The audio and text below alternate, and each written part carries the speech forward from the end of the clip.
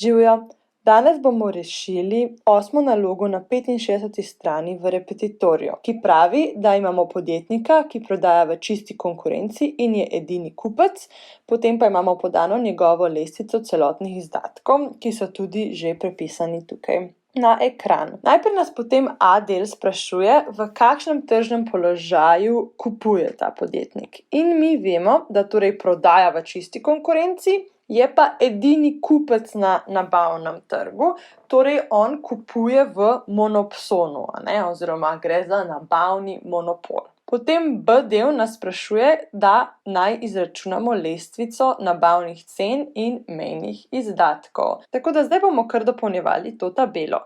Mi vemo, da so mejni izdatki dodatne enote. Torej, če imamo podane celotne izdatke, mejne izdatke izračunamo tako, da pogledamo, za koliko se spremenijo celotni izdatki, če se naša količina spremeni za eno enoto. Mi imamo celotne izdatke za prvo enoto 20. Torej, vemo, da so mejni izdatki za prvo enoto tudi 20. Mogoče bo še bolj jasno pri drugem primeru, pri drugi količini. Mi vidimo, da so pri količini 2 celotni izdatki 42. Pri količini 1 pa vemo, da so bili celotni izdatki 20. Torej, ko smo povečali našo količino iz 1 na 2, so se celotni izdatki povečali za 22.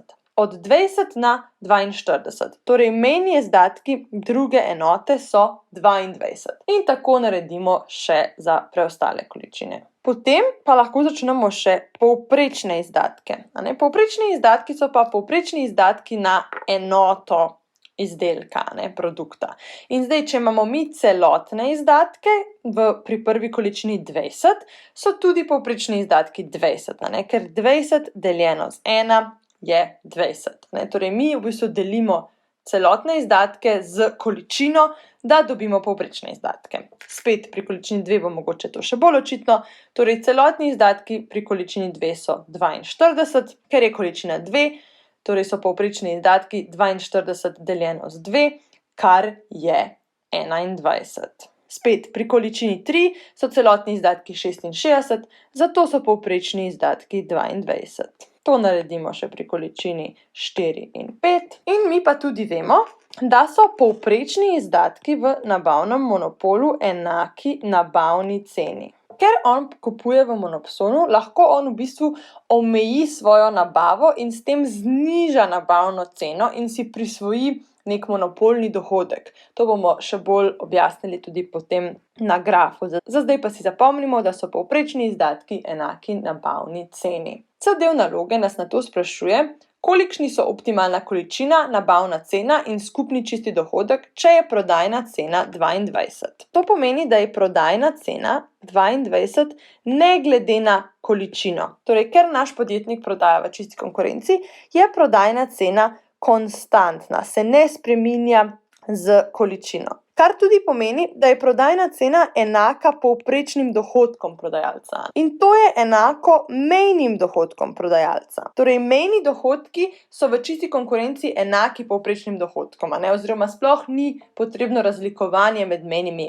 in povprečnimi dohodki. Mejni dohodki vsake enote produkta, ki ga ta naš podjetnik prodaja, so 22 evrov. Iz tega lahko mi potem izračunamo tudi skupne dohodke.